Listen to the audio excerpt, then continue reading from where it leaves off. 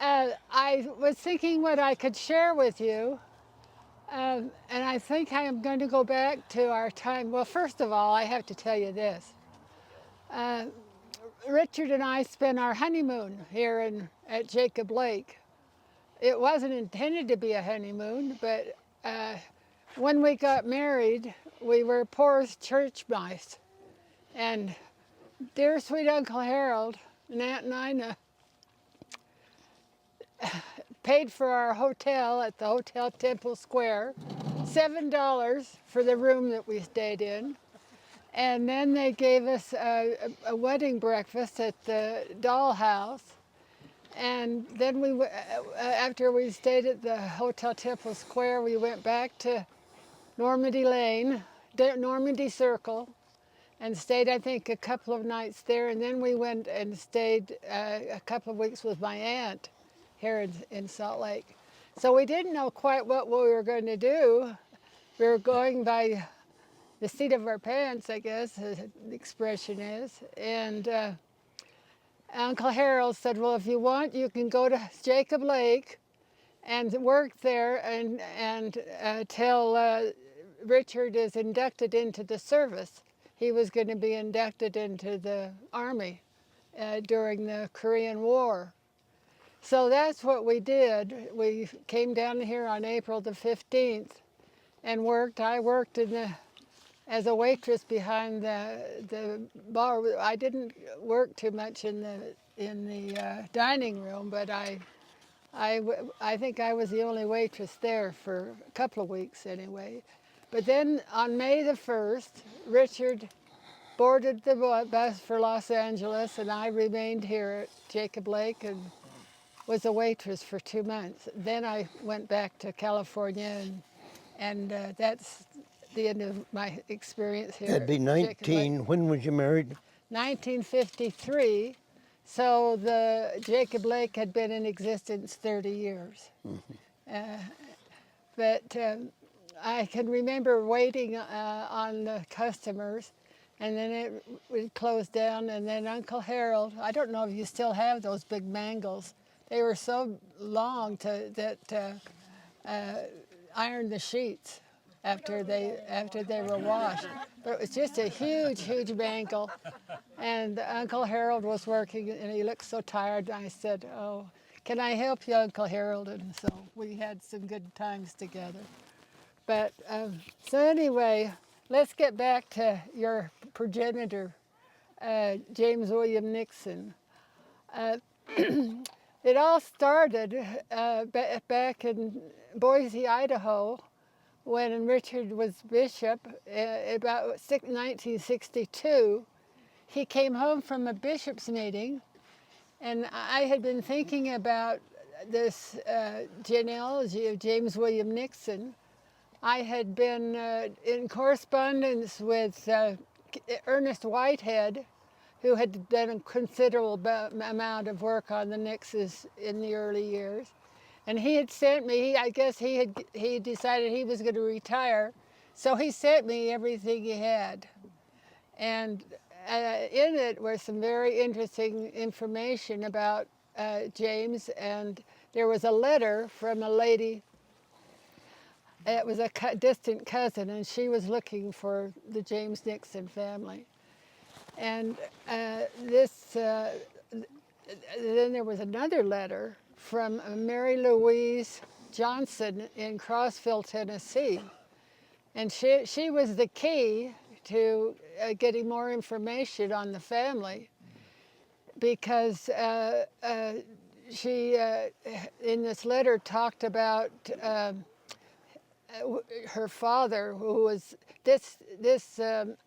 Mary Louise Johnson was a half sister to James. William Abraham Nixon had remarried after he divorced his first wife, Bridget. So with this information of this Mary Louise being in Crossville, Tennessee, I thought to myself, or I was directed, to see if we could contact someone down there who was a relative. And so Richard came home, and I said, call the operator and see if there's a Johnson in Crossville. Now, Crossville wasn't a very big town. And lo and behold, her name was Crady Johnson, and she was the wife of Mary Louise's husband who had passed away. And that was a real find, and she didn't have any children, any living children. She told us that she owned the Nixon Bible, and so I elbowed Richard, and I said, ask her after she's through with it if we can have it. And sure enough, after she gave up housekeeping, she sent the Bible to Jack's parents, and then they give it to me. She also had the picture album of the second family, and this is where we get these pictures of the second family and these histories that I've been writing about. So it was a real find to find this information, and as a result, we visited. Just a minute. They were in St. Paul, then they went to St. Cloud. We visited the family in St. Cloud, and we were able to gather a great deal of information and photos from that family.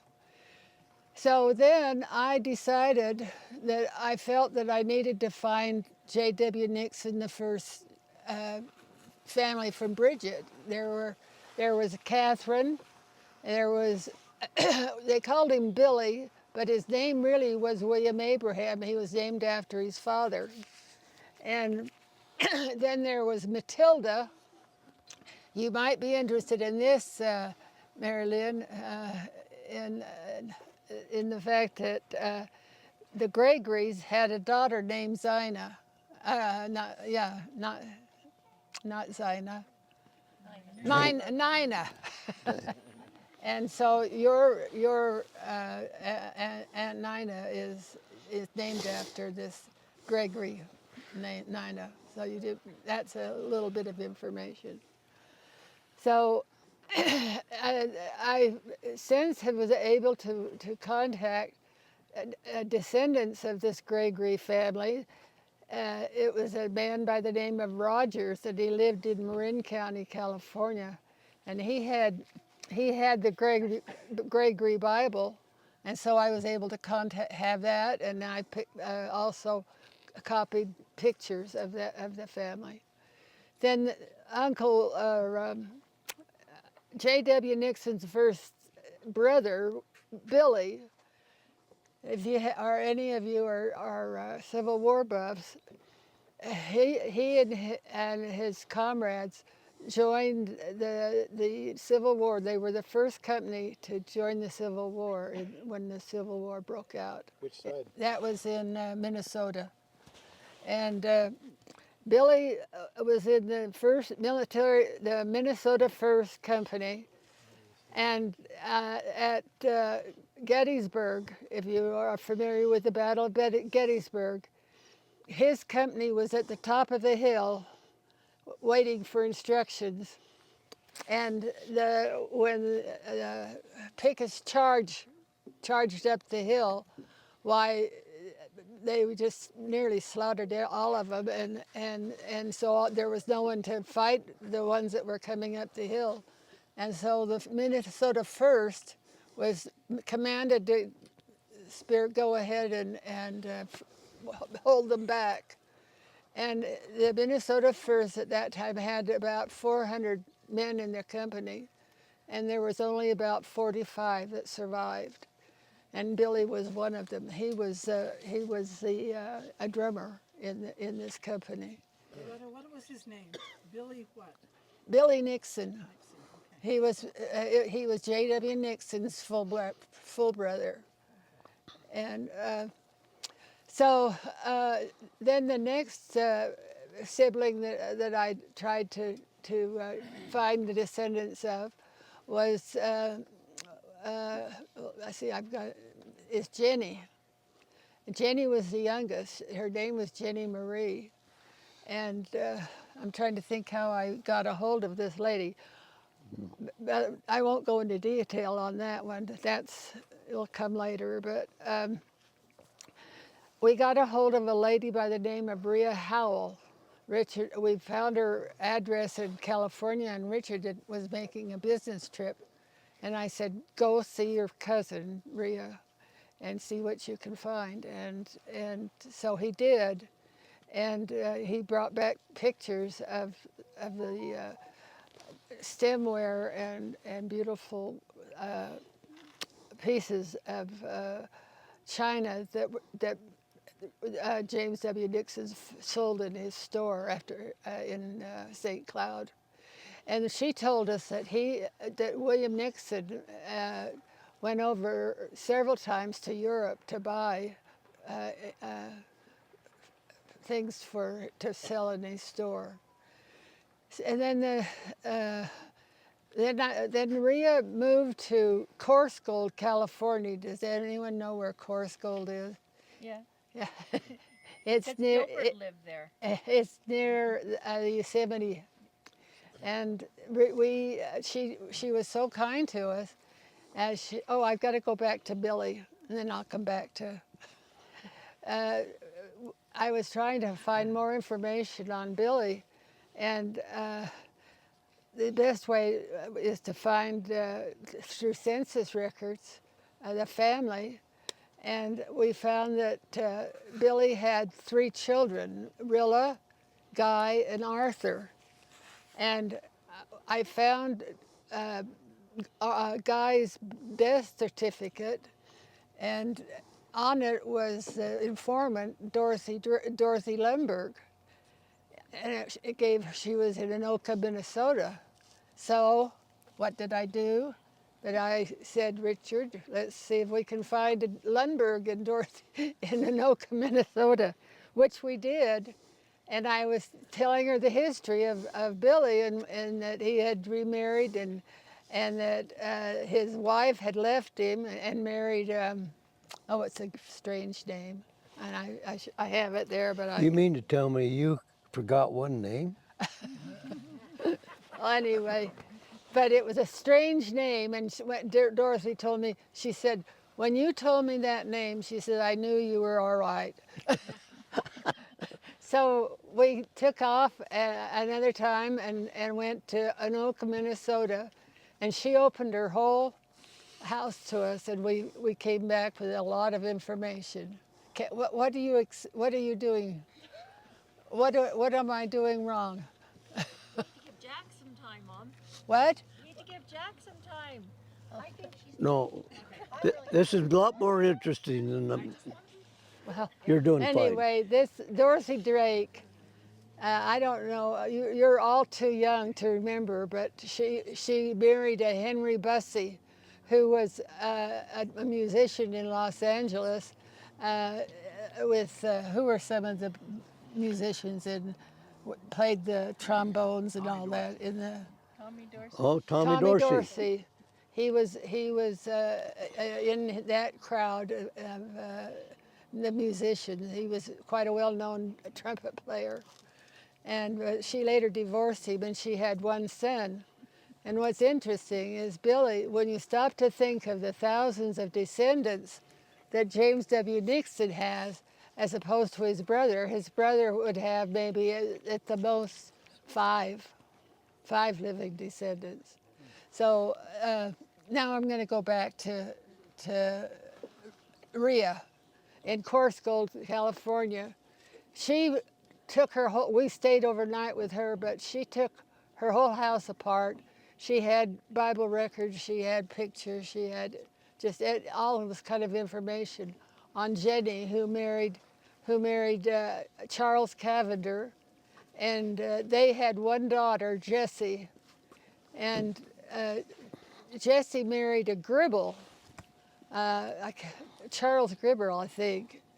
And they had a son, Ernest Gribble, who was charge of the Tacoma port of Tacoma. It was quite a responsible position. And doing this research, I found that many of the descendants of his siblings rose to quite prominent positions. They were lawyers and this type of thing. But the one child that I had a terrible time finding was Catherine, his Dick's youngest sister.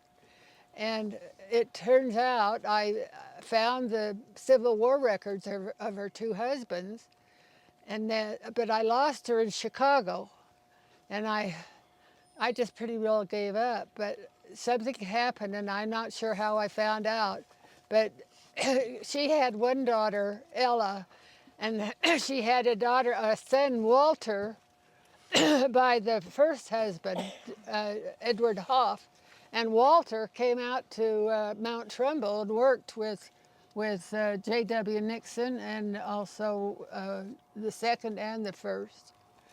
And but then he ended up in Montana, but he did never have any posterity. But Ella, this is an interesting story. And then I'm through. I'll turn it over to you. This is very interesting. Can I just say one quick thing? What? Okay. I don't know. I don't know if this is the exact detail, but I studied the Civil War quite a bit. And in Pickett's charge, I don't know if you know this history, but the Confederates were going into the middle to break the lines of the initially in that war, and they found a weak side over on the very furthest flank, and they were going to go around the line to get back, and it really would have changed the war. So that defense by Pickett and that sacrifice those guys made, they were outnumbered like 400 to 1,500. They came charging down that hill, and the Confederates thought there were a lot more of them than there were. And so these men came charging down that hill, and it really was the turn of the war in Gettysburg, because if they'd got around that flank, we could have lost that war. Yeah, it was the turn of the Civil War. It was. And Billy Nixon, James W. Nixon's brother, was involved in that. Yeah, so that's quite a position that he had in that group. That was a big position. So now I've lost my train of thought. I'm sorry. It was the last sibling. Ella was doing the last Ella or something. Yeah, Ella? Who? Ella is the last sibling. Or Catherine. Oh, Catherine. Yes, Catherine. And I traced him. I found out that Ella she married a man. She was first married to an artist in Chicago and had one son, and the son died and the first husband died, and it was a dead end. But again, I don't know how I came up with this information that Ella went out to Seattle and married a lawyer by the name of Hershmer Johnson. Now that's quite a name, Hershmer. And Hershmer is a surname, as it turns out. But they had 3 children. They had Francis and a Harvey A. And Randolph, I think, was the last one. But it was Harvey A. that I was able to trace down to a living descendant. And I'll tell you this about Harvey A. He started out at one of the big department stores in Seattle as a box boy, Janitor. at the bottom. Janitor. And he worked his way up to be vice president of what is it? Not Marshall Field. I should know that because I lived there. Forgive me of not knowing, but anyway, it was the biggest department store in Seattle. And so Hershmer and Ella had these 2 children. Harvey A. had the two children, which was Stuart and Lynn. And Stuart, when I called him, I actually wrote him first, and then he emailed me. And I asked him about the family, and he said that he didn't have much to do with his sister, Lynn. But he did give me her phone number, and I bravely called her. and she wasn't very friendly. Of all the times I've been doing this research, she was the only one that was really very cold and wouldn't give me any information. And I told her what I was looking for, and she says, "Oh, I've got that all under my bed." And I said, "Is there anything I can do to get copies of it?" "No," she says, "that's private." So that we'll just have to wait until she dies, and then we'll have to try again. But, but, but she said, "Oh, the general's under my bed." And but I think she'd been drinking. And I made a mistake, and I want to tell you here and now that when all of your posterity, you instill in them that Nixons cannot drink. Because in all of my research, I found that in these Allied lines, there have been alcoholics. They just cannot hold their liquor. So if you go away with nothing else, teach your children and your grandchildren that Nixons cannot drink, or they'll be in trouble. That's a really good lesson. Okay. Okay. This is history that nobody else knows. I don't know it. And I don't think there's anyone else except Bern that knows it. Thank you for the years and the hours and the money that you spent in bringing together the Nixon connection and telling us about our posterity, about our forefathers, and how we should be obedient to the things they've learned and let us fulfill their dreams. Well, This lady is marvelous. well, after you're through, I might add a few more things. After what? After you're through, I'll add a few more things. Oh, you want to? Okay, say. All right. Well, I'll be quick then.